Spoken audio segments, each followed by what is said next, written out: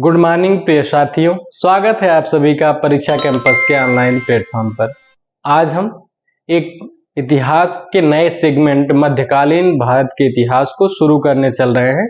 इसके पहले आपने जो प्राचीन भारत में कई लेक्चर्स देखे हैं जो आपकी परीक्षाओं के लिए बहुत ही उपयोगी रहे हैं, उसी क्रम में आज हम मध्यकालीन भारत की शुरुआत करने चल रहे हैं और इसमें हम प्रारंभ से देखेंगे जितने भी महत्वपूर्ण टॉपिक हैं आपके नेट जेआरएफ, टीजीटी, पीजीटी और असिस्टेंट प्रोफेसर की परीक्षाओं के लिए पूरा कवर कराएंगे।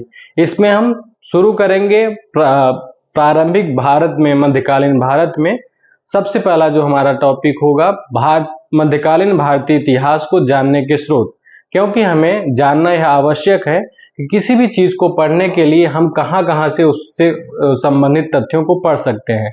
तो जो मध्यकालीन भारत का इतिहास अगर हम पढ़ना चाहेंगे तो जो उसका मुख्य स्रोत है वह है साहित्यिक स्रोत, जिसमें हम विभिन्न पुस्तकों तथा उनके लेखकों तथा उन पुस्तकों में दी गई जानकारी के विषय में पढ़ेंगे। खास करके अभी जो ट्रेंड चल रहा है, अभी हाल ही में पेपर भी हुए हैं नेट जेआरएफ के, उसमें ऐसा प्रश्न नहीं पूछा है कि इस पुस्तक के लेखक कौन है, बल्कि ऐसा प्रश्न पूछा जा रहा है कि इस पुस्तक में कितने अध्याय हैं, या फिर इस पुस्तक या फिर कौन सा कथन इस पुस्तक में है या नहीं, या फिर जो कथन दिया गया एक उसमें और उसके बाद दिया गया निम्नलिखित में से किस पुस्तक में ऐसा वक्तव्य आया है। तो यह बहुत ही, अब जो प्रश्नों की प्रकृति है बहुत ही टफ होती जा रही है। और एक चीज ध्यान में रखिएगा, अभी बहुत ऐसे टीचर हैं या फिर आपके सीनियर मिल जाएंगे आपसे बताने वाले कि हमारे जमाने में बहुत टफ पेपर होता है। अब उतना सुविधाएं बढ़ गई हैं, ऑनलाइन माध्यम आ गए हैं, पढ़ने के पुस्तकें उपलब्ध हो गई हैं, अब उतना एग्जाम टफ नहीं है। तो मैं एक ही शब्दों में अगर बात पूरी करना चाहूं तो आपसे कहूंगा वो सरासर या टीचर होगा या फिर आपका सीनियर होगा, वह सरासर आपसे झूठ बोल रहा है। क्योंकि पहले जो एग्जाम होते थे वो सरल होते थे एक हिसाब से, और आज जो हो रहे हैं उसमें बहुत ज्यादा डिफरेंस आ गया। अब प्रश्नों की प्रकृति बहुत बदल गई है। तो आपको पहले की जो तकनीकी है पढ़ने का जो पहले का तरीका है, उसमें बहुत ज्यादा परिवर्तन करना पड़ेगा। अब सिर्फ फैक्ट नहीं रटना है। पहले क्या होता था, कोई भी प्रश्न आप किसी भी परीक्षा के प्रश्न उठाओ तो बहुत ऐसा नहीं था कि बहुत टेक्निकल प्रश्न आता होगा। अब जो है प्रश्न पूछे जा रहे हैं, उनकी प्रकृति बहुत ही टफ हो जा रही है। पुस्तकों में कितने अध्याय हैं, किस अध्याय में क्या तथ्य लिखा गया है, उससे संबंधित प्रश्न पूछे जा रहे हैं। तो पहले और अब में बहुत ज्यादा डिफरेंस है। अब ज्यादा पढ़ना पड़ रहा है और परीक्षाएं जो हो रही हैं अब टफ हो रही हैं। कोई भी टीचर या फिर कोई भी व्यक्ति सीनियर आपका अगर कहता है कि मेरे जमाने में परीक्षाएं ज्यादा टफ होती थी, तो उसका सिर्फ इतना मतलब होता था ताकि आप उसका वैल्यू करें, ठीक। क्योंकि हमारी प्रकृति ही ऐसी होती है कि जो अपने विषय में बहुत ज्यादा चीजें ऐसे बताए कॉम्प्लिकेटेड करके कि हम बहुत पढ़ते थे, 8 घंटा पढ़ते थे, 12 घंटा पढ़ते थे, तब हमारा हुआ है। तो आप भी उस पर गौर करेंगे, सोचेंगे कि हाँ हो सकता है इसने पढ़ाई की और मेहनत किया, ठीक। तो उसका वैल्यू आपकी नजर में उसका बढ़ जाएगा। अगर वही कोई भी सिंपल सा आदमी आपसे बोले, आपका सीनियर, कि नहीं मैं 6 घंटे पढ़ रहा था, 6 घंटे पढ़ने के बाद और उसके बाद ये हमारी स्ट्रेटेजी थी, इतना पढ़ने के बाद ही मेरा हो गया, तो आपकी नजर में थोड़ा उसकी वैल्यू कम हो जाती है। तो यह मानव प्रकृति है। तो इसको ध्यान में रखिए कि कौन आपसे क्या बोल रहा है। अगर ऐसी बात कोई बोल रहा है कि मेरे समय बहुत टफ होता था, अब सरल हो रहा है, तो वह सरासर झूठ बोल रहा है। तो आप अगर मध्यकालीन इतिहास को पढ़ना चाहते हैं तो जो आपकी रेगुलर पुस्तकें हैं उसको पढ़िए। किसी भी कोचिंग पर डिपेंड मत रहिए। इससे मतलब यह है कि अगर आप ऑनलाइन कोचिंग कर रहे हैं या ऑफलाइन कोचिंग कर रहे हैं, तो सिर्फ कोचिंग से नहीं होने वाला है। करना क्या है, आपको स्टैंडर्ड्स बुक लेकर के पढ़नी होगी। मध्यकालीन इतिहास में अगर आप नेट जेआरएफ दे रहे हैं तो पप्पू सिंह प्रजापति, सौरभ चौबे, इन सब पुस्तकों को पढ़ना चाहिए आपको। और उसके बाद अगर आप टीजीटी पीजीटी दे रहे हैं तब भी सौरभ चौबे, एसके पांडे, और इसके साथ साथ में आर्य कंपटीशन टाइम्स की जो बुक आती है उसको पढ़ना कंपलसरी है। तो आप क्या कहते हैं, सिर्फ किसी एक माध्यम पर भरोसा न करके जो आपकी स्टैंडर्ड्स बुक हैं, जो आपके नोट्स हैं, उसको पढ़िए, तभी आप सफल हो सकते हैं। तो आइए शुरू करते हैं अपने आज की क्लास को। आज का हमारा जो टॉपिक है पहला टॉपिक है मध्यकालीन भारतीय इतिहास को जानने के स्रोत।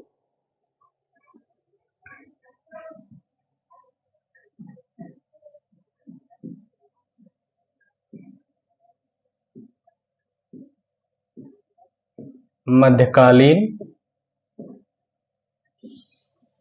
भारतीय इतिहास के जानने के स्रोत।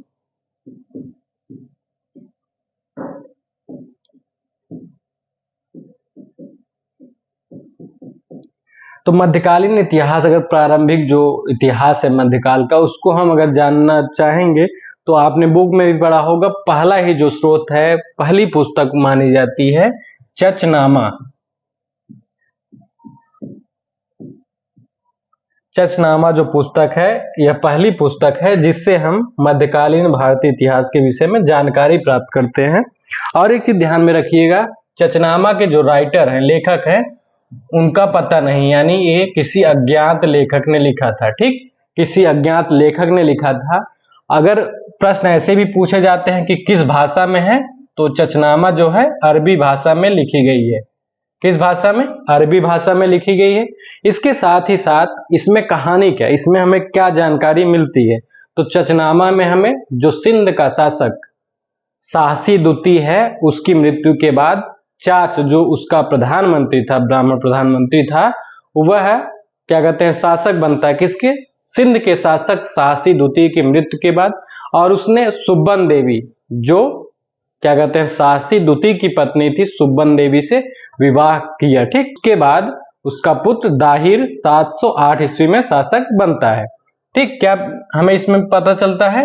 पहला तथ्य मिलता है कि शाहसी द्वितीय जो सिंध का शासक है,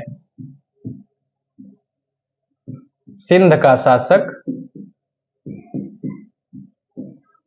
इसकी मृत्यु के बाद इसकी एक रानी थी सुब्बन देव, और किसी पुस्तक में सुब्बन देवी भी लिखा मिलता है। ठीक, तो सुब्बन देवी इसकी रानी थी, शाहसी द्वितीय उस टाइम का शासक था। इसकी मृत्यु होने के बाद इसका जो प्रधानमंत्री है, प्रधानमंत्री कौन है? चाच, जो कि एक ब्राह्मण था। इसने सुब्बन देवी से विवाह कर लिया। ठीक, सुब्बन देवी से विवाह कर लिया। ठीक, उसके बाद क्या होता है, चाच का एक पुत्र होता है दाहिर। दाहिर यह शासक बनता है सिंध का 708 ईस्वी में। ठीक, 708 ईस्वी में दाहिर जो है शासक बनता है। ठीक, इतने तथ्य हमें इस चचनामा पुस्तक में मिलते हैं। और एक चीज ध्यान में रखिएगा, इससे संबंधित और प्रश्न भी पूछे जाते हैं। जैसे पूछा जाता है कि इसका फारसी अनुवाद किसने किया। ठीक, तो फारसी जो अनुवाद है इसका अबू बकर या फिर अबू बक्र भी मिलता है कहीं कहीं। अबू बक्र कूफी ने इसका फारसी अनुवाद किया था। किसके समय?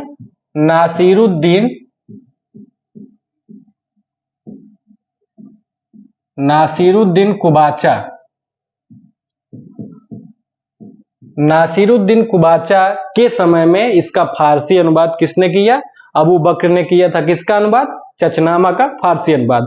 और अगर नासिरुद्दीन कुबाचा के विषय में पूछता है तो यह जो है कौन है? यह गोरी का, मोहम्मद गोरी का दास है। ठीक, जब आप पढ़ेंगे दिल्ली सल्तनत, उसमें इल्तुतमिश का इससे फिर लड़ाई होता है। ठीक, ऐबक के समय ऐबक और नासिरुद्दीन कुबाचा और एल्दौज, तीन दास उसके गौरी के बड़े फेमस थे। ठीक, तो पहला हमें साक्ष्य जो पुस्तक है चचनामा, इसमें जो साक्ष्य मैंने बताए हैं कि इसके लेखक अज्ञात हैं। इसकी अरबी भाषा में रचना की गई थी। शाहसी, इसमें मिलता क्या है कि शाहसी द्वितीय जो सिंध का शासक था, उसकी मृत्यु के बाद चाच नामक ब्राह्मण जो था प्रधानमंत्री, उसने सिंध पर कब्जा कर लिया, वहां का शासक बन बैठा और उसने सुब्बन देवी जो शाहसी द्वितीय की पत्नी थी उनसे विवाह किया। और जो चाच है इसके पुत्र का नाम दाहिर था, जिसने 708 ईस्वी में शासन किया। ठीक, अगर हम दूसरी रचना की बात करते हैं कि दूसरा कौन सा स्रोत है, तो बहुत ही महत्वपूर्ण उस समय के राइटर हैं अल बरूनी। अलबरूनी जो इतिहासकार उस समय के बहुत ही प्रसिद्ध हैं, इनका जो जन्म है, जन्म कहाँ हुआ है? जन्म हुआ है खीमा। खीमा या ख्वारिज्म भी इसी को कहा जाता था। और अगर ख्वारिज्म या फिर खीमा की बात करें कि वर्तमान समय में कहां पर है, क्योंकि प्रश्न में पूछा जाता है ऐसा, जैसे अभी पीजीटी 2021 में प्रश्न पूछा गया था कि जो इब्ने बतूता है अफ्रीका के कौन से भाग का निवासी था। उसमें आया था ऑप्शन भी था, पूर्वी अफ्रीका, दक्षिणी अफ्रीका, मध्य अफ्रीका, उत्तरी अफ्रीका। तो अफ्रीका का तो था, सबको पता था, पर वह कहाँ का था? उत्तरी अफ्रीका के भाग का निवासी था। ठीक उसी प्रकार से जो ख्वारिज्म है, वर्तमान समय में जो उज्बेकिस्तान है, वर्तमान समय में जो उज्बेकिस्तान देश है वहां पर है ख्वारिज्म। ठीक, तो अलबरूनी के विषय में क्या क्या प्रसिद्ध है तथ्य और कौन कौन सी इसकी पुस्तकें उसको भी देख लेते हैं। कौन से प्रश्न तथ्य जो है परीक्षा में अक्सर पूछे जाते हैं। पहला है इनका उपनाम, तो उपनाम इनका था अबू रेहान। अबू रेहान इनका उपनाम था। ठीक, और यह जो है 1017-18 जो 1018-19 में कन्नौज का आक्रमण महमूद गजनवी ने किया था, उनके साथ भारत आए थे। कब? 1018 ईस्वी में कन्नौज पर जो महमूद गजनवी ने आक्रमण किया था, कन्नौज आक्रमण के दौरान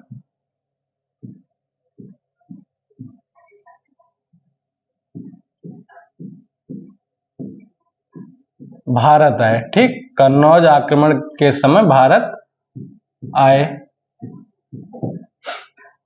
और क्या महत्वपूर्ण है, अब इन्होंने एक पुस्तक लिखी तारीख ए हिंद। ठीक, कौन सी पुस्तक? तारीख ए हिंद या फिर तारीख उल हिंद, और इसी का नाम किताबुल हिंद है और तहकीक ए हिंद है। तारीख उल हिंद, तहकीक ए हिंद, किताबुल हिंद, और इसी को मिन मकाला भी कहा जाता है। ठीक, क्या? मिन मकाला भी कहा जाता है। पुस्तक का क्या नाम है?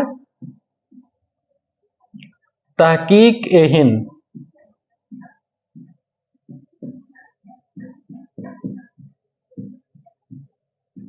या फिर इसी को किताबुल हिंद, किताब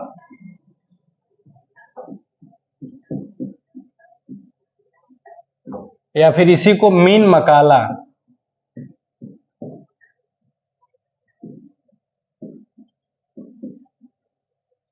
तहकीक हिंद, किताब उल हिंद या मीन मकाला, या फिर इसी को तारीख उल हिंद भी कहा जाता है। क्या? तारीख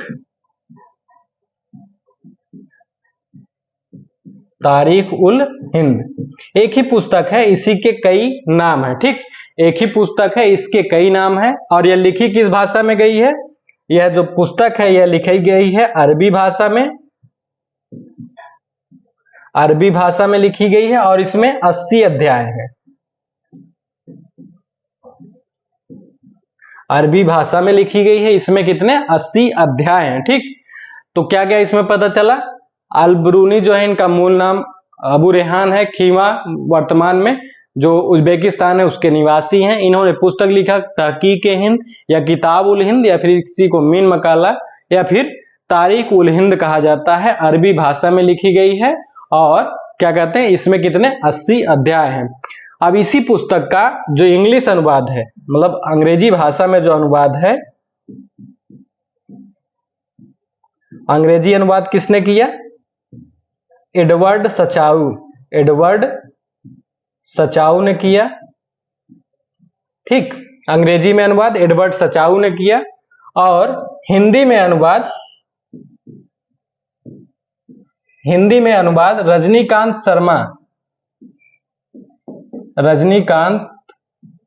शर्मा ने किया।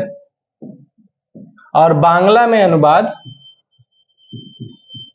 बांग्ला भाषा में अनुवाद ABM हबीबुल्लाह।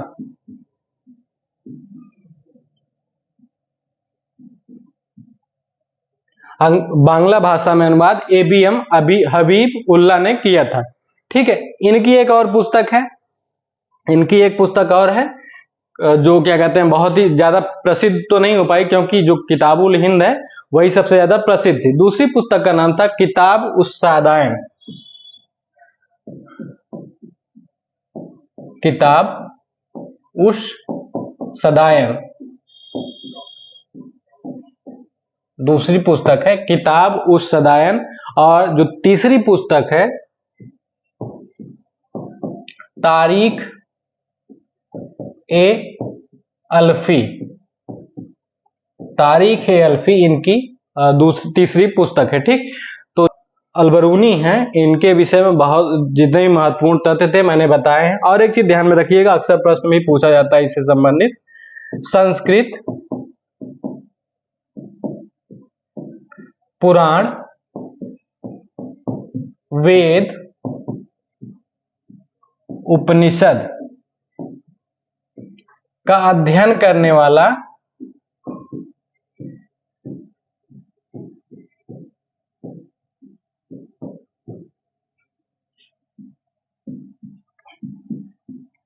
प्रथम मुस्लिम।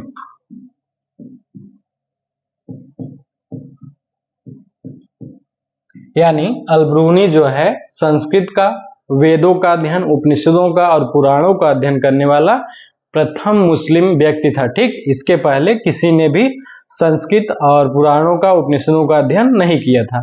अगले जो हमारे राइटर हैं या फिर अगली जो पुस्तक है उत्बी, अगले जो लेखक हैं या फिर इतिहासकार हैं उत्बी, यह भी बहुत ही महत्वपूर्ण जो है उस समय के लेखक हैं और महमूद गजनवी के समय के समकालीन है। तो इनकी पुस्तक का नाम था तारीख ए यामिनी। तारीख ए यामिनी। ठीक, इनकी पुस्तक का नाम क्या है? तारीख ए यामिनी। अगले जो लेखक है या इतिहासकार मान लीजिए अबुल बैहाकी। अबुल बैहाकी कौन है? अबुल बैहाकी, इन्हीं को अबुल फजल बैहाकी भी कहा जाता है। इनकी जो पुस्तक है तारीख ए बैहाकी।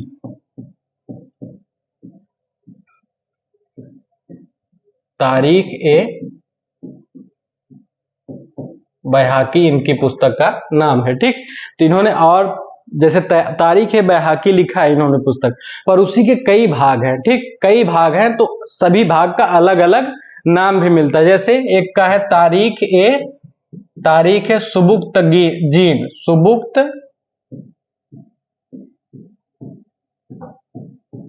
तारीख है सुबुक्त जीन एक पुस्तक का नाम है। और एक पुस्तक का उसी में भाग है ताजुल फुतूह है। ठीक, तो तारीख बैहाकी एक पुस्तक है, उसी के कई भाग हैं, जैसे कि जिसका इतिहास इन्होंने लिखा है उसका नाम वही लिख दिया। जैसे एक पुस्तक का नाम था तारीख ए मसूदी। तारीख ए मसूदी जो मोहम्मद गजनवी का पुत्र था मसूद, उसके से संबंधित यह पुस्तक है। ठीक, हसन निजामी।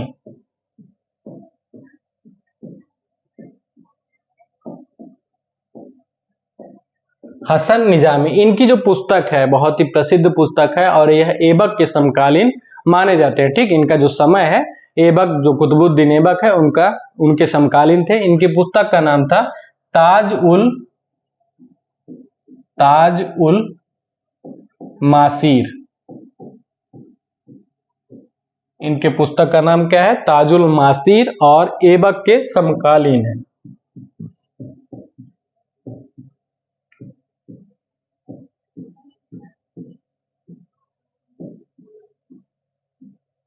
और यह जो पुस्तक है ऐबक के इतिहास से संबंधित भी है। ठीक, ऐबक के विषय में लिखा गया, पूरी पुस्तक में क्या लिखा गया? ऐबक के विषय में लिखा गया, यानी ऐबक के विषय में जानकारी का बहुत ही प्रामाणिक स्रोत भी है।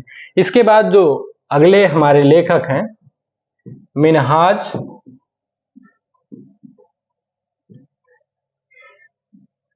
उद्दीन सिराज।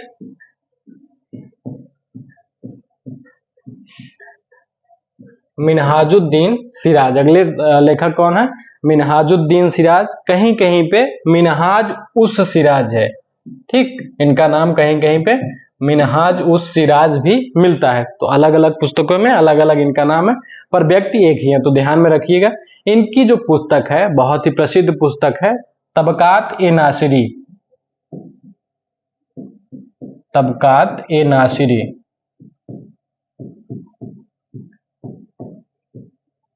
इनकी पुस्तक का नाम क्या है? तबकात ए नासिरी। और यह 23 अध्याय इसके हैं। कितने?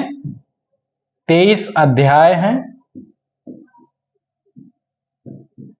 इसके, 23 अध्याय हैं, ठीक। इससे संबंधित प्रश्न भी पूछा जाता है। और यह जो मिनहाजुद्दीन सिराज हैं यह इल्तुतमिश के समकालीन है, ठीक। किसके?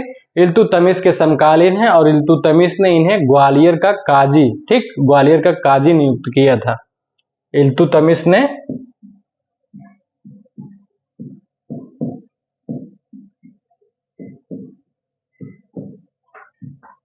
जब ग्वालियर पर अधिकार कर लिया तो वहां का काजी नियुक्त किया।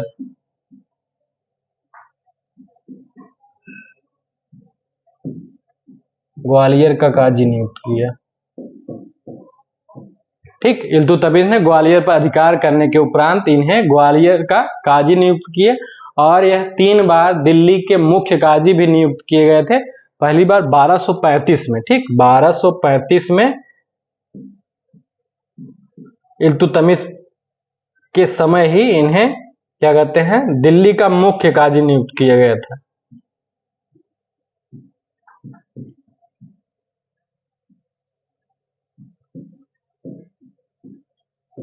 ठीक, तो दिल्ली का 1235 में इन्हें मुख्य काजी नियुक्त किया गया था। किसको? मिनहाजुद्दीन सिराज। इनकी पुस्तक है तबकात ए नासिरी। बहुत महत्वपूर्ण पुस्तक है और कई बार इससे संबंधित प्रश्न भी पूछा गया है। आगे देखते हैं।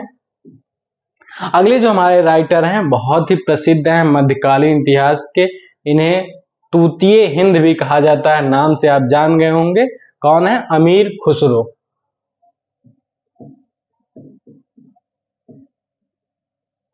अमीर खुसरो। इनको तूतीय हिंद भी कहा जाता है।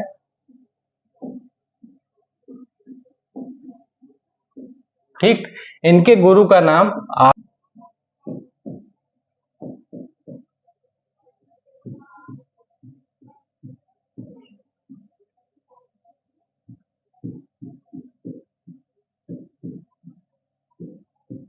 निजामुद्दीन औलिया जो है इनके गुरु थे। और जो इनका जन्म अगर हम बात करते हैं तो पटियाली जो उत्तर प्रदेश में अभी है वहां पर इनका जन्म हुआ था। और इन्हें सितार का जन्मदाता भी कहा जाता है। सितार का जन्मदाता, जो सितार वाद्ययंत्र है उसके जन्मदाता भी माने जाते हैं। अब प्रश्न पूछा जाता है कि सितार जो है किन यंत्रों या फिर किन वाद्य यंत्रों को मिला करके बना था? तो जो क्या कहते हैं तंबूरा है, ईरानी तंबूरा है और भारतीय वीणा है, इसको मिला करके सितार का निर्माण हुआ था। तंबूरा और वीणा, इसका जो सम्मिश्रण है उससे फिर सितार का निर्माण हुआ था। यानी दोनों का मिक्सअप करके क्या कहते हैं, कुछ इसके गुण लेकर के कुछ इसके, उसमें थोड़ा बहुत परिवर्तन करके सितार बनाया गया था। और इन्हें अमीर खुसरो को खड़ी बोली का जन्मदाता भी माना जाता है। खड़ी बोली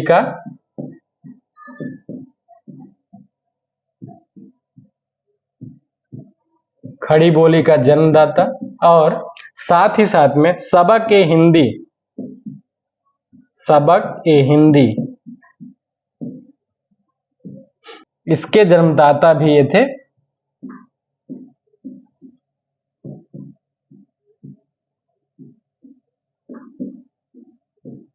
ठीक, काव्य की फारसी शैली जिसे सबक ए हिंदी कहा जाता है उसके जन्मदाता थे। और एक चीज ध्यान में रखिएगा, अमीर खुसरो पहले व्यक्ति हैं जिन्होंने जमींदार शब्द का पहली बार प्रयोग किया। ठीक, प्रश्न अगर पूछता है कि जमींदार शब्द का पहली बार प्रयोग,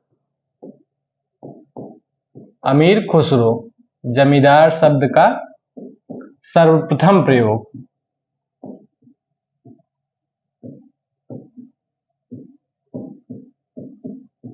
ठीक, तो जमींदार शब्द का सबसे पहली बार प्रयोग किसने किया? अमीर खुसरो ने किया था।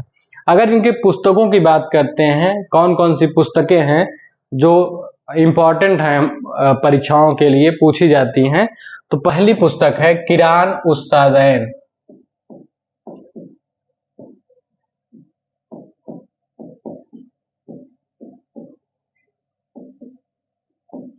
या फिर इसी को सदायन भी कहते हैं, किरान उस सदायन या फिर किरान उस सदैन। ठीक, तो इसमें क्या है, इस पुस्तक में जो कैकुबाद है, बलबन का पौत्र है, उस कैकुबाद और उसके पिता बुगरा खां के बीच जो बात वार्तालाप हुआ है उसके विषय में लिखा गया है। ठीक, तो यानी जो बुगरा खां कौन है?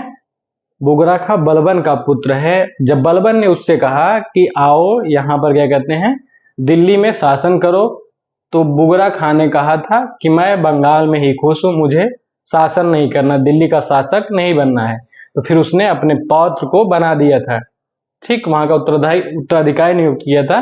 तो बुगरा खां और कैकुबाद में कुछ बातों को लेकर के मतभेद हो जाता है, तो उसी पर आधारित जो है पुस्तक है किरान उस सदायन, उसमें विवरण मिलता है कि बुगरा खां ने जो अयोध्या में अपने पुत्र कैकुबाद से मिलकर के बातचीत की और जो उनके बीच विवाद था उसको आपस में मिलकर के सुलझाया। तो इसमें विवरण क्या मिलता है? कैकुबाद और बुगरा खां, उसके पिता बुगरा खान के बीच वार्तालाप का विवरण है।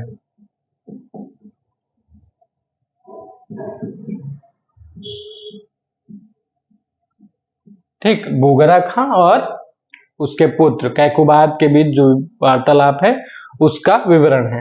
अगली पुस्तक है मिफ्ताह उल फुतूह।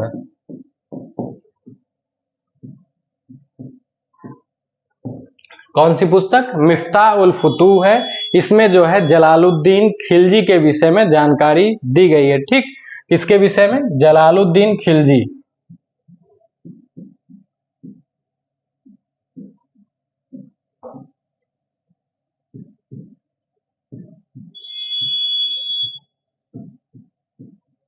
जलालुद्दीन खिलजी के सैन्य अभियानों के विषय।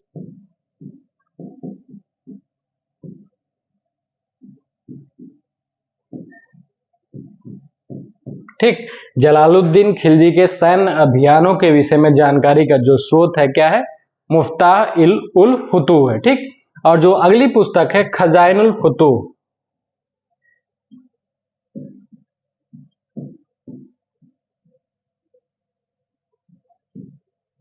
खजाइन उल फुतूह है। ठीक, इसमें क्या है?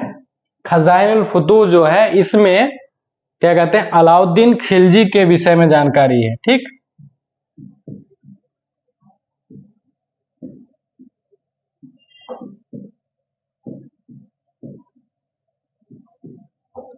यानी जलालुद्दीन के विषय में अगर जानकारी लेनी है तो मिफ्ताह उल फुतूह को पढ़ना होगा।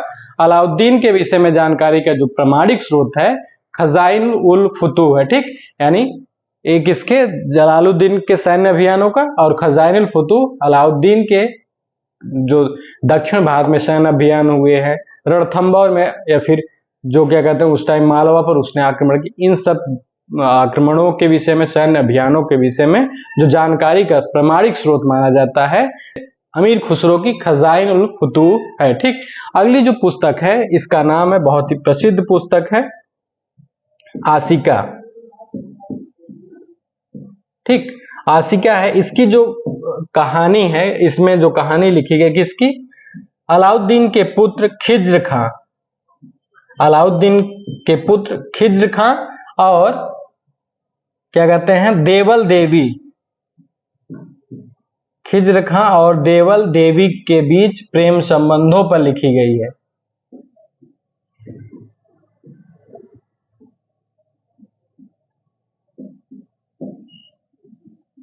ठीक, आशिका जो पुस्तक है अलाउद्दीन के पुत्र खिज्र खां और देवल देवी जो क्या कहते हैं गुजरात की रानी थी, किसकी पुत्री थी? राणा करण। ठीक, किसकी पुत्री थी यह गुजरात के शासक राणा करण की पुत्री थी। ठीक, राणा करण की पुत्री थी कौन? देवल देवी। और खिज्र खां के बीच जो प्रेम संबंध थे उसके विषय में जो जानकारी का स्रोत है अमीर खुसरो की जो आशिका पुस्तक है वह है। ठीक, अगली पुस्तक है नूह सिपेहर। ठीक, कौन सी पुस्तक है? नूह सिपेहर। नूह सिपेहर। और इसमें जो क्या कहते हैं मुबारक खिलजी है, मुबारक खिलजी है उसके विषय में जानकारी मिलती है। मुबारक खिलजी के विषय में जानकारी मिलती है। इसके बाद जो पुस्तक है तुगलकनामा। कौन सी पुस्तक? तुगलकनामा। तो तुगलकनामा पुस्तक जो है इसके लेखक कौन है? अमीर खुसरो है। और इसमें क्या है? गयासुद्दीन तुगलक के विषय में जानकारी का एक प्रामाणिक स्रोत है। गयासुद्दीन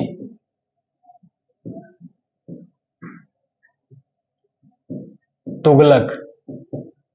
गयासुद्दीन तुगलक के विषय में जानकारी का एक प्रामाणिक स्रोत क्या है? तुगलकनामा है। इसके बाद इनकी पुस्तक और बहुत सारी पुस्तकें हैं जैसे लैला और मजनू, लैला और मजनू,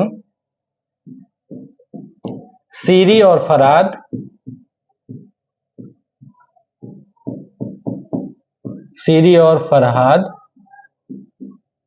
तो ये सब जो पुस्तकें हैं अमीर खुसरो की हैं। ठीक, इनके कुछ कथन हैं जो बहुत ही प्रसिद्ध हैं और अक्सर प्रश्नों में मतलब परीक्षाओं में इसको पूछा जाता है, तो इसको भी देख लेते हैं। इनके प्रमुख जो कथन है क्या है? इनका जो पहला कथन है बहुत ही प्रसिद्ध है, किसानों से संबंधित है। उसमें इन्होंने कहा है और कई बार प्रश्न भी पूछा गया है कि राजमुकुट का प्रत्येक मोती किसानों के अश्रुपूर्ण नेत्रों से गिरे हुए रक्त का घनीभूत रूप है। इन्होंने कहा क्या? किसानों से संबंधित कि राजमुकुट का प्रत्येक मोती, राजमुकुट का प्रत्येक मोती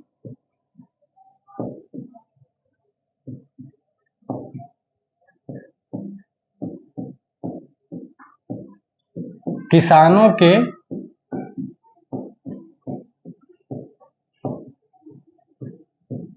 अश्रुपूर्ण नेत्रों से गिरे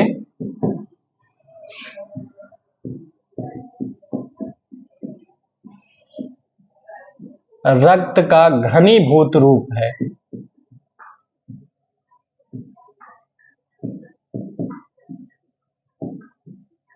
यह इनका कथन जो है बहुत ही प्रसिद्ध है और परीक्षा में भी पूछा जाता है। इनका दूसरा एक कथन था बहुत ही प्रसिद्ध था, मैं लिखवाऊंगा नहीं, आप नोट कर लीजिएगा। दूसरा कथन है विद्या के क्षेत्र में जो दिल्ली है, दिल्ली बुखारा से भी बड़ी, यानी बुखारा से भी बड़ी है और भारत के जो ब्राह्मण हैं अरस्तु के समान प्रतिभाशाली हैं। दूसरा कथन क्या है कि जो विद्या के क्षेत्र, अगर पढ़ाई की बात होगी, विद्या की बात होगी तो दिल्ली जो है बुखारा के समकक्ष है, यानी बुखारा के बराबर है। और जो दिल्ली के ब्राह्मण हैं यह अरस्तु के समान बुद्धिमान और प्रतिभाशाली हैं।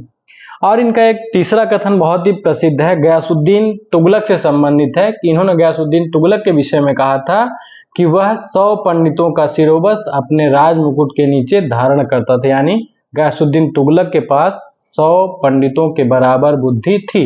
यह 3 कथन इनके बहुत ही प्रसिद्ध हैं और परीक्षा में भी पूछे जाते हैं, तो कथनों को भी याद रखिएगा।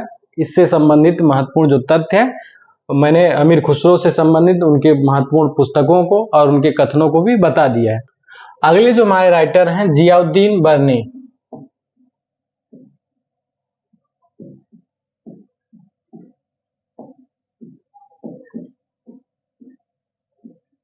अगले जो लेखक हैं जियाउद्दीन बर्नी मध्यकालीन इतिहास के बहुत ही महत्वपूर्ण लेखक माने जाते हैं।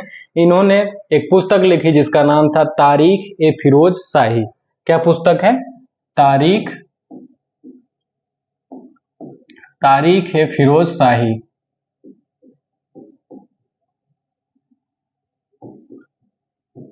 तारीख ए फिरोजशाही नामक पुस्तक के जो लेखक हैं जियाउद्दीन बर्नी हैं, और यह पुस्तक जो है मिनहाजुद्दीन सिराज की जो पुस्तक है तबकात ए नासरी, उसका अगला भाग माना जाता है। यानी कि जो मिनहाजुद्दीन सिराज हैं उनकी जो पुस्तक तबकात ए नासरी थी जहां पर समाप्त होती है, उसके आगे से ही इनकी तारीख ए फिरोजशाही शुरू होती है। यानी तबकात ए नासरी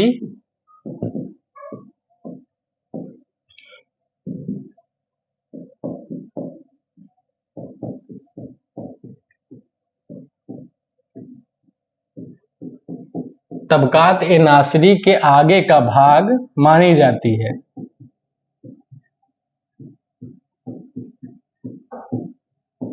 ठीक, तो प्रश्न भी आया है कि निम्नलिखित में से कौन सी पुस्तक है जिसे मिनहाजुद्दीन सिराज के आगे यानी तबकात ए नासरी की पुस्तक के आगे का भाग या फिर अगला भाग माना जाता है। एक चीज ध्यान में रखिएगा, इस पुस्तक के बारे में पूछा भी जाता है कि यह किन किन शासकों के मध्य यानी किस शासक से लेकर के किस शासक तक यह पुस्तक लिखी गई है। तो यह पुस्तक जो है बलबन से लेकर के बलबन से प्रारंभ होती है और फिरोज शाह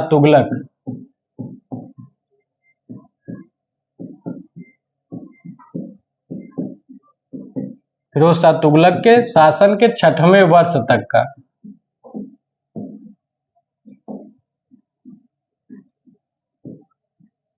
ठीक, तो तारीख ए फिरोजशाही जो पुस्तक है इसमें हमें बलबन से लेकर के जो फिरोज शाह तुगलक है उसके शासन के 6वें वर्ष तक का विवरण हमें मिलता है।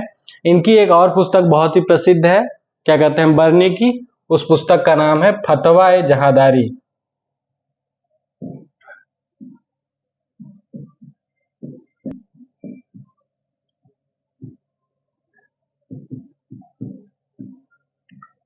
ठीक, तो जियाउद्दीन बर्नी की दो पुस्तक है, पहला तारीख ए फिरोजशाही जो बलबन से लेकर के फिरोज शाह तुगलक के 6वें वर्ष तक का शासन इसमें विवरण मिलता है, और दूसरी पुस्तक है फतवा ए जहादारी। जो तारीख ए फिरोजशाही है वह मिनहाजुद्दीन सिराज के तबकात ए नासरी का अगला भाग माना जाता है। आगे देखते हैं, अगले जो हमारे लेखक हैं फिरोज शाह तुगलक।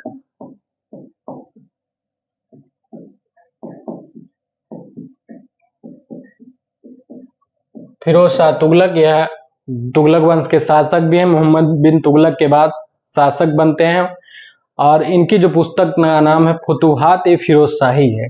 इनकी आत्मकथा है फुतूहात ए फिरोजशाही। इनकी आत्मकथा है, ठीक, इनकी आत्मकथा है।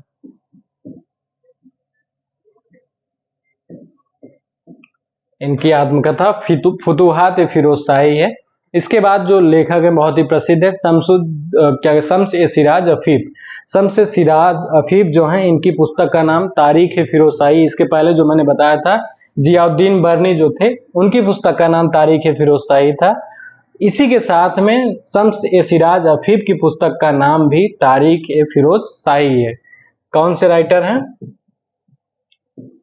शम्स ए सिराज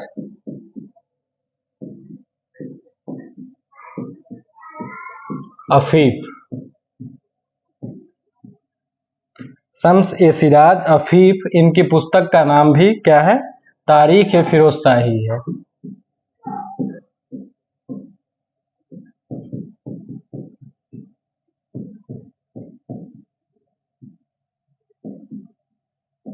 ठीक, शम्स ए सिराज अफीफ की पुस्तक का नाम भी तारीख ए फिरोजशाही है। और इसके बाद बहुत सारे और राइटर आते हैं जिसमें एक इसामी आते हैं, ठीक, अब्दुल्ला मलिक इसामी। इनकी पुस्तक का नाम फुतूह ए सलातीन। इसामी की पुस्तक फुतूह ए सलातीन। ठीक, फुतूह ए सलातीन जो पुस्तक के राइटर हैं इसामी हैं। ठीक, तो बहुत सारे ऐसे इतिहास के स्रोत हैं, मध्यकालीन इतिहास के स्रोत हैं, तो पूरा यहाँ पे कंप्लीट करवाना सही नहीं होगा क्योंकि बहुत सारा टाइम लगेगा। तो इसके लिए मैं अभी जो इसमें टेस्ट करवाऊंगा उसमें महत्वपूर्ण प्रश्नों की जो पुस्तकों की से संबंधित प्रश्न है उसको कंप्लीट करवा दूंगा। अब आते हैं हम क्या कहते हैं, एक और बहुत ही प्रसिद्ध उस समय के लेखक हैं, विदेशी यात्री हैं, इब्ने बतूता, जो मैंने बताया था पहले।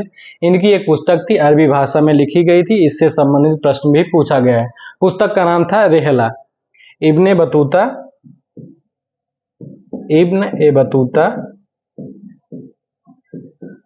पुस्तक का नाम रेहला है, अरबी भाषा में लिखी गई है। एक चीज ध्यान में रखिएगा, पुस्तक किस भाषा में लिखी गई इससे भी संबंधित प्रश्न पूछे जाते हैं। तो यह प्रश्न आया भी है कि किस भाषा में रेहला पुस्तक लिखी गई है, तो इसको ध्यान में रखिएगा, सभी पुस्तकों की भाषा भी याद रखिएगा। और एक चीज ध्यान में रखिएगा, रेहला जो पुस्तक है इससे संबंधित और इब्ने बतूता से संबंधित भी कथन दो बहुत प्रसिद्ध है। पहला है, दिल्ली को संसार की सबसे बड़ी व्यापारिक मंडी कहा है इब्ने बतूता ने दिल्ली को क्या कहा है, संसार की सबसे बड़ी व्यापारिक मंडी। और इसके साथ ही दिल्ली को पूर्वी दुनिया का, ठीक, दिल्ली को पूर्वी इस्लामी दुनिया का सबसे बड़ा शहर भी कहा है। ठीक, क्या कहा है, पूर्वी दुनिया का, इस्लामी दुनिया का सबसे बड़ा शहर, और दिल्ली को ही संसार की सबसे बड़ी व्यापारिक मंडी भी कहा है। अब आगे देखते हैं, जो हमारे स्रोत हो गए तो ये तो कंप्लीट हो गए। अगर हमें दिल्ली सल्तनत पढ़ना होगा प्रारंभ से, तो सबसे पहले हमें जो बुक में भी मिलता है कि इस्लाम का उदय कैसे हुआ, भारत में खास करके सिंध में कैसे उनका आक्रमण हुआ, कौन उस समय गवर्नर था, कौन उस समय खलीफा था, उससे भी संबंधित प्रश्न अक्सर पूछे जाते हैं। तो सबसे पहले हम देखते हैं इस्लाम का उदय।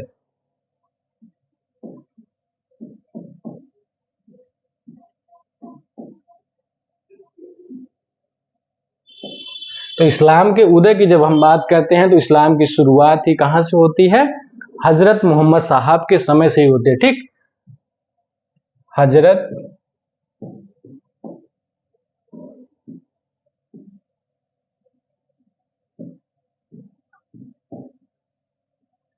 ठीक, हजरत मोहम्मद साहब, ऐसा माना जाता है कि हजरत मोहम्मद साहब जो है, इस्लामी परंपरा की मान्यता भी है कि यह आखिरी पैगंबर थे, यानी ईश्वर यानी अल्लाह के द्वारा भेजे गए आखिरी पैगंबर थे। इनका जो जन्म है 570 ईस्वी में, कब, 570 ईस्वी में मक्का में हुआ था। ठीक, 570 ईस्वी में मक्का में हुआ था। मक्का जो वर्तमान समय में है कहां पर है, सऊदी अरब में है। कहां पर है,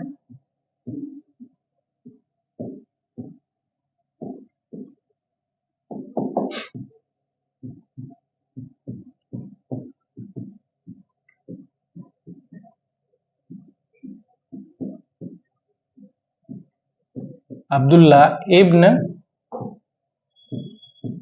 मुतल्लिब। माता कौन थी, अमीना। ठीक, इनकी माता कौन थी, अमीना थी, जबकि इनका पूरा नाम था अमीना बिन्त वहब। अमीना बिन्त वहब। ठीक, अमीना बिन्त वहब इनकी माता का नाम था।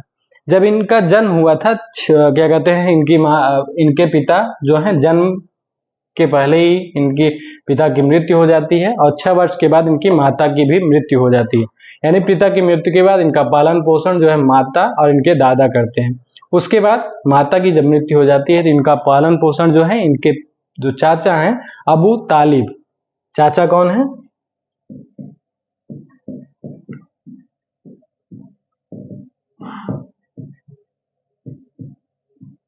इनके चाचा अबू तालिब ने इनका पालन पोषण किया।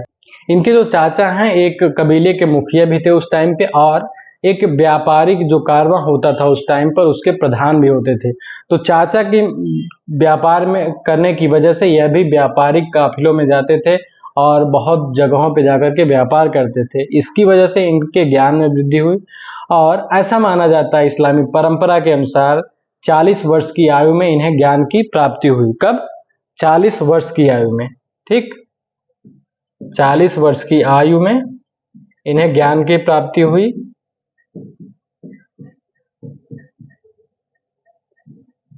ठीक, ज्ञान की प्राप्ति इनको 40 वर्ष में हुई। और जो जिब्राइल देवदूत जिन्हें कहा जाता है, और क्या कहते हैं, इस्लामी परंपरा में इनको जिब्राइल कहा जाता है, जबकि ईसाई परंपरा में इनको गैब्रियल कहा जाता है। ठीक, क्या कहा जाता है? इस्लामी परंपरा में जिब्राइल, जबकि ईसाई परंपरा में गैब्रियल। ठीक, ईसाई परंपरा में गैब्रियल कहा जाता है, इस्लामी परंपरा में जिब्राइल कहा जाता है। ऐसा माना जाता है कि जिब्राइल ने इन्हें कुरान की शिक्षा दी और उनकी मदद से धीरे धीरे कई वर्षों में ये आते थे हमेशा इनके पास और इनको कुरान की शिक्षा देते थे। इसके बदौलत इन्होंने कुरान की रचना की। ठीक, इन्होंने क्या किया? कुरान की रचना की। जब इन्हें ज्ञान की प्राप्ति होती है तो यह अपने कबीले के लोगों को ज्ञान उपदेश देना शुरू करते हैं कि देखो, देवी देवताओं की पूजा न करो। उस समय का जो कबीलाई समाज है, कबीलाई संगठन है, वहां पर मक्का में क्या करते थे? 300 देवी देवताओं की मूर्तियां थी, उनकी पूजा ये लोग करते थे। यानी मोहम्मद साहब, हजरत मोहम्मद साहब के वंश के ही लोग, उनकी ही कबीले के लोग ही थे जो 300 देवी देवताओं की मूर्तियों की पूजा करते थे। ठीक, तो इनको जब ज्ञान की प्राप्ति होती है तो इन्होंने कहा कि देवी देवताओं की पूजा करना या मूर्तियों की पूजा करना, जिसे अरबी क्या कहते हैं, इस्लामी परंपरा में बुत परस्ती कहा जाता है, वह एक अपराध है। उसको नहीं करना चाहिए, बल्कि ईश्वर या फिर अल्लाह जो है एक है और हमें उसी की पूजा करनी चाहिए, उसी की इबादत करनी चाहिए। ठीक, तो इन्होंने क्या किया? धीरे धीरे जो क्या कहते हैं मूर्तियां, जो अभी भी आप देखोगे काबा जो एक स्थल है, वहां पर यह मूर्तियां रखी गई थी। कहां पर?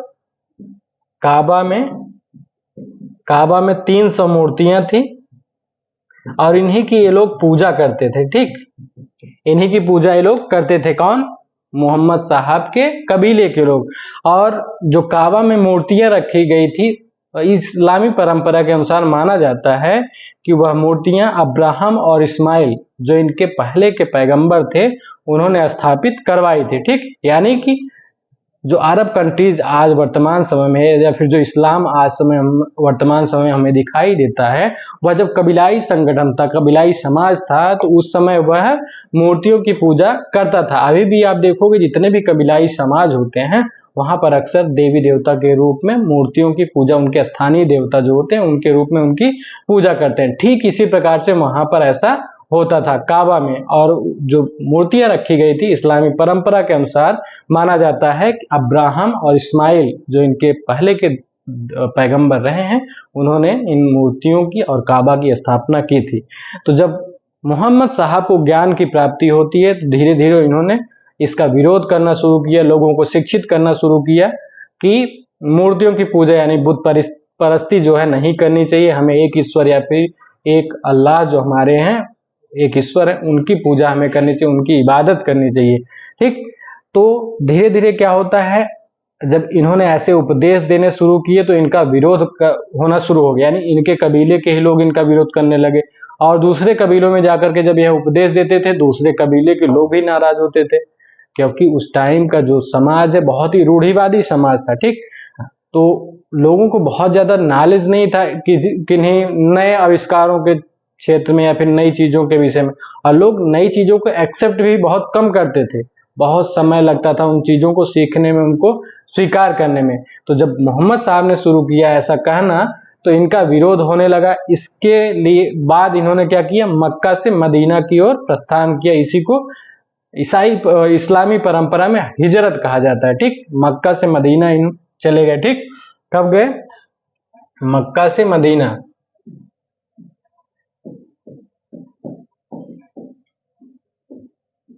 मक्का से मदीना, इसी को हिजरत कहा जाता है। यानी मक्का को छोड़ करके मदीना यह चले जाते हैं लगभग 622 ईस्वी में। कब? 622 ईस्वी में। ठीक, 622 ईस्वी में मक्का से छोड़ करके यह मदीना चले जाते हैं। और मदीना को अभी वर्तमान समय में तो मदीना कहा जाता था, परंतु उस समय इसको यासारिब कहा जाता था। मदीना को उस टाइम पे क्या कहा जाता था? यासारिब। ठीक, यासारिब पहले इसको कहा जाता था। मदीना इसलिए कहा जाने लगा क्योंकि यहाँ पर हजरत मोहम्मद साहब आए, वहां हज यानी हिजरत करके, इसीलिए इसी को मदीना को या फिर यासारिब को पैगंबर का शहर भी कहा जाता है। पैगंबर का शहर कहा जाता है। ठीक, तो धीरे धीरे क्या होता है कि यह जब इनके ज्ञान देना शुरू करते हैं, उपदेश देना शुरू करते हैं, तो कुछ लोग धीरे धीरे इनसे जुड़ना शुरू होते हैं। तो धीरे धीरे क्या होता है कि इनका एक पूरा संगठन बन जाता है। यह उस संगठन के धर्म के क्षेत्र में सर्वश्रेष्ठ माने जाते हैं। परंतु देखोगे आप उस टाइम पे कभी भी होगा तो धर्म के क्षेत्र में सिर्फ अगर कोई है तो शासन प्रणाली ठीक से नहीं चल पाएगी, उसके लिए राजनीतिक क्षेत्र में भी किसी प्रमुख व्यक्ति को होना आवश्यक होता है। तो उस टाइम पे क्या होता था कि मोहम्मद साहब ने दो कार्य करने शुरू कर दिए। एक तो प्रशासन, जो धर्म था इनका, धर्म के क्षेत्र में प्रमुख थे ही, साथ में इन्होंने राजनीतिक क्षेत्र में भी प्रमुखता से हिस्सा लेना शुरू कर दिया। जो युद्ध होते थे उसमें भाग लेते थे, तो अपने कबीला हो या फिर इनका जो कबीला दूसरे कबीले से युद्ध करना हो, तो युद्ध में या सर्वश्रेष्ठ नेता के रूप में भी युद्ध भी करते थे। तो ऐसा माना जाता है कि जो मोहम्मद साहब है, इनकी जब मृत्यु होती है 632 ईसा पूर्व में, तो इनका कोई भी क्या कहते हैं जीवित पुत्र नहीं था, यानी इनका कोई भी उत्तराधिकारी नहीं था। अब एक चीज ध्यान में रखिएगा, कई बातों को लेकर के मोहम्मद साहब का विरोध भी किया जाता है, खास करके ईसाई परंपरा में। और वर्तमान समय में बहुत सारे जो सुधारवादी मुस्लिम विद्वान हैं वह इनका विभिन्न क्षेत्रों में खास करके स्त्रियों के प्रति दृष्टिकोण को लेकर के विरोध करते हैं, क्योंकि इन्होंने कई विवाह किए थे। साथ ही जो इनकी सबसे कम उम्र की पत्नी थी, यानी वो बाल विवाह माना जाता था, उसको लेकर के भी इनकी आलोचना की जाती है ईसाई परंपरा के अनुसार। तो एक चीज ध्यान में रखिएगा, बहुत सारे लोगों का मानना था, जैसे कि माना गया, इन्हें कहा गया कि यह शांति के दूत हैं। परंतु एक समय में आप देखोगे धर्म के क्षेत्र में यह प्रमुख है, शांति के लिए बोल रहे हैं, परंतु जब कबीले की बात आती है तो वह एक निर्विवाद राजनीतिक नेता के रूप में सामने आते हैं और युद्ध के लिए ललकारते भी हैं और युद्ध भी करते हैं, लोगों की हत्याएं भी करवाते हैं। तो वहां पर इन्होंने धर्म और राजनीति को एक साथ लेकर के प्रमुख रूप से अपनी भूमिका निभाई है। इनकी जब मृत्यु 632 ईसा पूर्व में होती है, 632 ईस्वी में इनकी मृत्यु हो जाती है, तो इनका कोई उत्तराधिकारी नहीं था। ठीक, उत्तराधिकारी नहीं था, इसकी वजह से बहुत सारी समस्याएं आने लगती हैं। तो इसके बाद जब मृत्यु के बाद कई लोग, इनके जो कबीले के लोग थे, इकट्ठा होते हैं और सर्वसम्मति से अबू बकर जो है इनके नाती थे, उनको खलीफा बनाया जाता है। अब एक नए पद का सृजन होता है खलीफा का। खलीफा, अब खलीफा का अर्थ क्या होता है? खलीफा, जो कुरान में खलीफा को प्रतिनिधि के रूप में मान्यता दी गई, यानी कुरान में कहा गया है खलीफा का मतलब प्रतिनिधि होता है। बाद में क्या हुआ, खलीफा को पृथ्वी पर खुदा का प्रतिनिधि माना जाने लगा। इसके साथ ही साथ पैगंबर का भी उत्तराधिकारी माना जाने लगा। यानी खलीफा का क्या मतलब है? पृथ्वी पर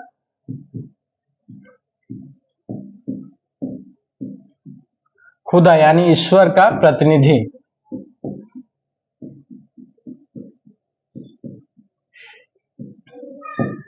और इसके साथ ही साथ खलीफा को क्या कहते हैं?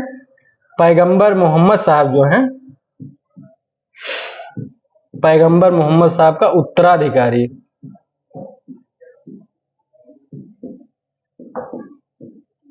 मोहम्मद साहब का उत्तराधिकारी भी इसका अर्थ माना जाता है। मोहम्मद साहब की मृत्यु के बाद जो खलीफा पहले बनाए जाते हैं, अबू बकर बनाए जाते हैं। पहले खलीफा कौन है? अबू बकर, या इन्हीं को अबू बकर भी कहा जाता है। इनका जो समय है 632 से 634 ईस्वी तक। फिर दूसरे जो हमारे खलीफा हैं, बहुत ही प्रसिद्ध भी थे। दूसरे खलीफा का नाम था उमर।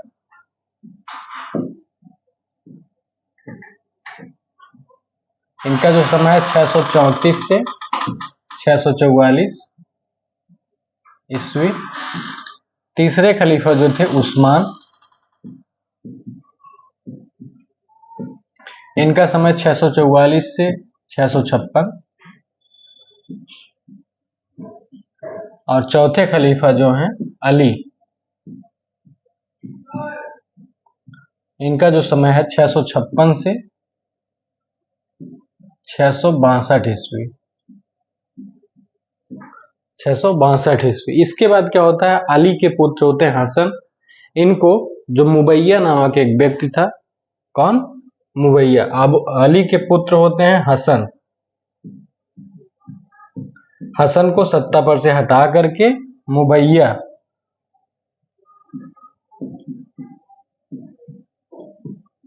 मुबैया नामक व्यक्ति ने उमैया खलीफत जो वंश है उसका स्थापना किया। ठीक, मुबैया नामक व्यक्ति ने उमैया वंश की स्थापना की और स्वयं खलीफा बन गया। फिर कुछ समय बाद उमैया वंश का भी क्या कहते हैं सत्ता से उसको भी हटा दिया जाता है और एक नया वंश उमैया वंश के बाद आता है अब्बासी वंश।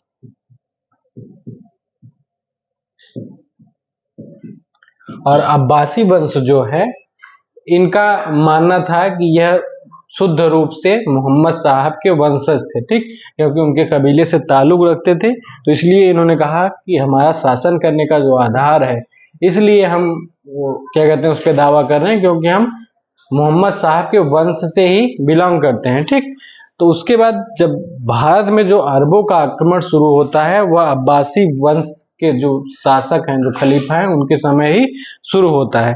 तो देखते हैं कि भारत में अरबों का आक्रमण।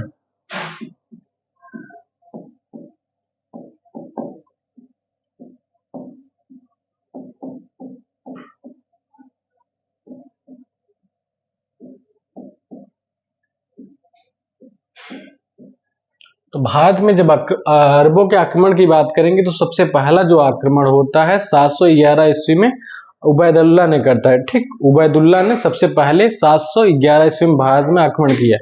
और एक चीज ध्यान में रखिएगा, भारत में अरबों के आक्रमण से पहले भी दक्षिण भारत में मुसलमान रहते थे, व्यापारी के रूप में यहाँ व्यापार करते थे। ठीक, तो ऐसा नहीं है कि सबसे पहले संपर्क सिंध में आक्रमण के दौरान ही हुआ, उससे पहले भी दक्षिण भारत में जो व्यापारी के रूप में मुसलमान आते जाते थे और व्यापार करते थे। तो अरबों का जो आक्रमण हुआ है वह खलीफा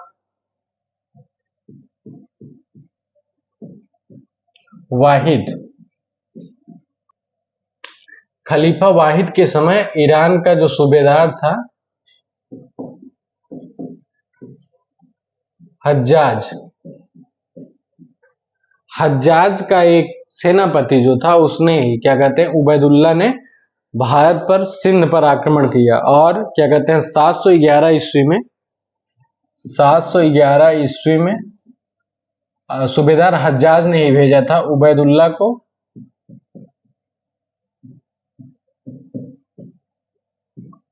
स्थल मार्ग से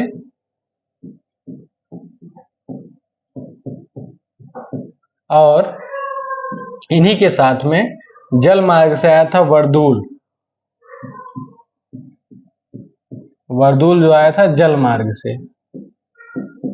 यानी दो तरफ से आक्रमण किया गया था सिंध पर। पहला था उबैदुल्ला के नेतृत्व में स्थल मार्ग से और वर्दुल के नेतृत्व में जल मार्ग से। 711 में अरबों का भारत पर प्रथम आक्रमण है, जिसे दाहिर ने असफल कर दिया, यानी दोनों को दाहिर ने पराजित कर दिया। ठीक, सिंध का जो शासक दाहिर था उसने दोनों को पराजित कर दिया। 712 ईस्वी में क्या होता है, कासिम के नेतृत्व में, कासिम जो है जो हज्जाज है इसका दामाद है, कासिम जो है दामाद है इसका।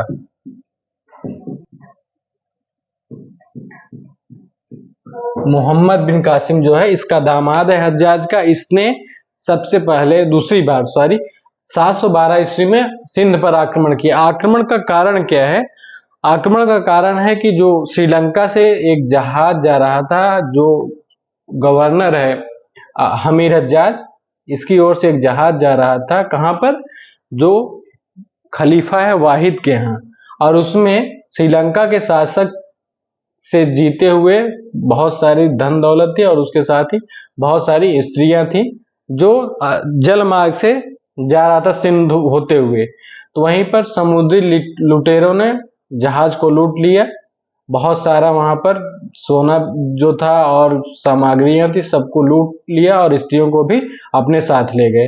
तो इसकी क्षतिपूर्ति के लिए हज्जाज ने कहा दाहिर से कि तुम जो क्या कहते हैं समुद्री डाकू, उनको क्या कहते हैं आक्रमण उन पर करो और उनको पकड़ करके मेरे यहाँ भेजो। तो जाहिर सी बात है दाहिर ने उत्तर दिया कि मेरा डाकू जो वहां के समुद्री लुटेरे उनसे कोई संबंध नहीं है, मैं इस पर कोई कार्यवाही नहीं कर सकता हूं। तो सही बात है, समुद्र के जो लुटेरे उस टाइम के थे, दाहिर का उनसे कोई संबंध नहीं था और कोई मतलब नहीं था, तो दाहिर उसके नियंत्रण में वो लोग थे भी नहीं। परंतु इस घटना को लेकर के हज्जाज तुरंत क्या कहते हैं, मीर कासिम को नियुक्त करता है इस पर आक्रमण करने के लिए। और मीर कासिम ने 712 ईस्वी में प्रथम बार सफल आक्रमण किया सिंध पर। ठीक, 712 ईस्वी में प्रथम बार सिंध पर आक्रमण किया। और जो मीर कासिम का पहला आक्रमण है, पहला आक्रमण देवल पर हुआ। पहला आक्रमण सिंध का जो देवल स्थान है वहां पर हुआ। इसमें दो अस्त्र बहुत ही प्रसिद्ध थे। पहला था मंजनीक, दूसरा था नौफथा। ये दोनों पत्थर फेंकने वाली मशीनें थी उस टाइम की। तो इससे क्या कहते हैं, यांत्रिकी रूप से पत्थर इसमें लगाया था, उसके बाद वह बहुत दूर तक फेंकता था, जिससे क्या कहते हैं, किलों को तोड़ने में बड़ा आसानी होती थी। तो इन दोनों हथियारों का प्रयोग देवल अभियान में मीर कासिम ने किया और यहाँ पर उसकी पहली विजय मानी जाती है। क्या कहते हैं, देवल के बाद दूसरा जो उसका आक्रमण हुआ नीरू पे हुआ। नीरू के बाद सेहवान पे हुआ। फिर उसके बाद उसका आक्रमण रावण दुर्ग पर हुआ। ठीक, रावण दुर्ग पर हुआ। और यह क्रम भी कई बार परीक्षा में पूछा जाता है, क्रम में व्यवस्थित करने के लिए। तो रावण दुर्ग पे आक्रमण हुआ और यहाँ पर जो आक्रमण का समय है 20 जून 712 ईस्वी में जो रावण है वहां पर आक्रमण किया। और यहाँ पर क्या होता है, दाहिर की मृत्यु होती है, यानी दाहिर पराजित हो जाता है। दाहिर की जो पत्नी है रानी बाई,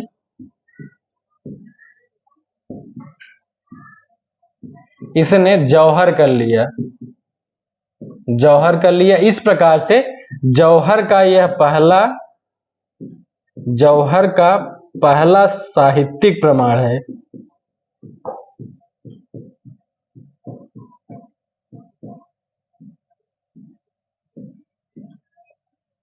जौहर का पहला साहित्यिक प्रमाण है।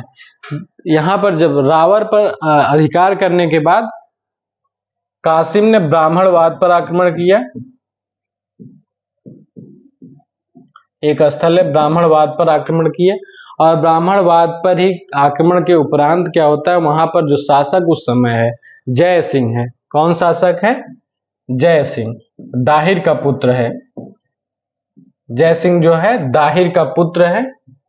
ठीक, दाहिर का पुत्र है। इसने क्या किया, जय सिंह ने इस्लाम धर्म ग्रहण कर लिया।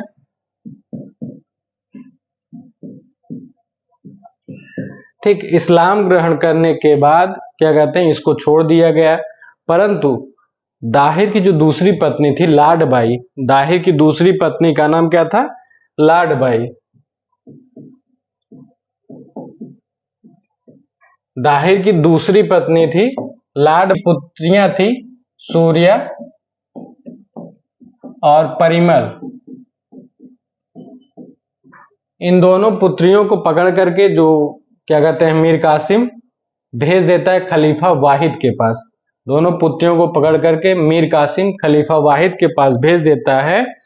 तो इससे क्या होता है कि जब यह सूर्या और परिमल खलीफा के पास जाती हैं तो उन्होंने कहा कि आप जिस उद्देश्य से हमें यहाँ पर बुलाया, जिस उद्देश्य से आपके पास भेजा गया है, मीर कासिम ने पहले ही क्या कहते हैं, कासिम ने पहले ही हमारे सतीत्व का हरण कर लिया, यानी हमारे साथ पहले ही बलात्कार के कार्य किए हैं, इसकी वजह से हम लोग अपवित्र हो गए।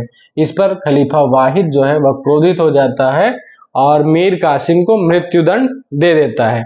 तो एक कथा उसमें आती है।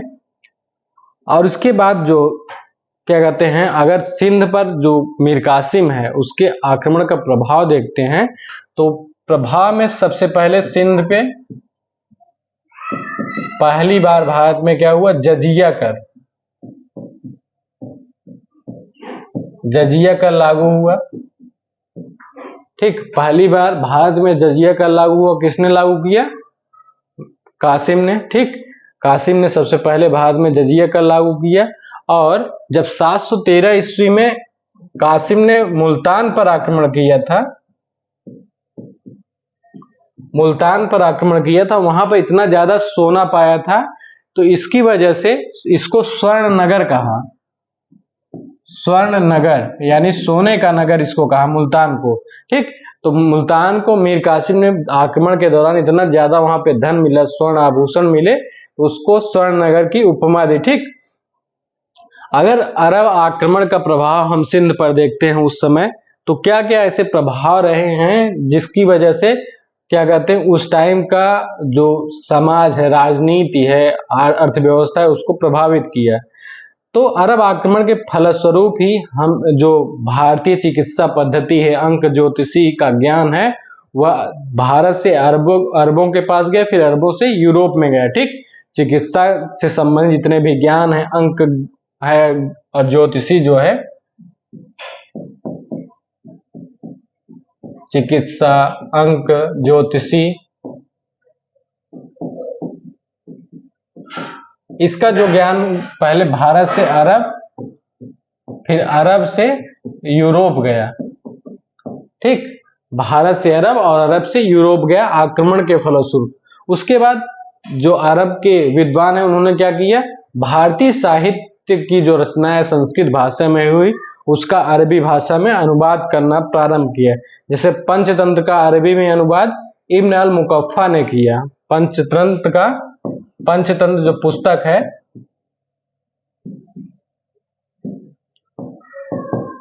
इसका अरबी अनुवाद अल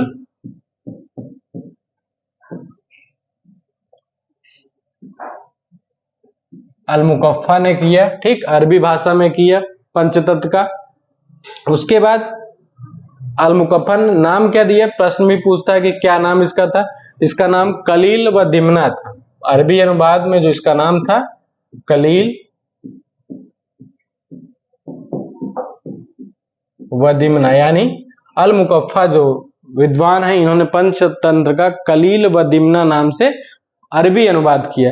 इसी के साथ ब्रह्म सिद्धांत जो है, इसका अनुवाद अल हजारी ने किया, और खंड खांडक जो पुस्तक है, इसका अनुवाद इब्राहिम पिंजरी ने अरबी भाषा में किया। ठीक, एक चीज और ध्यान में रखिएगा, अरब आक्रमण के फलस्वरूप ही सिंध में दो नगर बसाए गए थे। पहला था मंसूरा और दूसरा था अल महफूजा।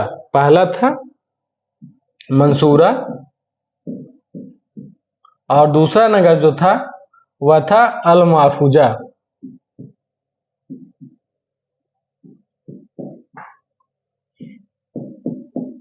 अरबों ने सिंध में दो नगर बसाए, मंसूरा और अल महफूजा।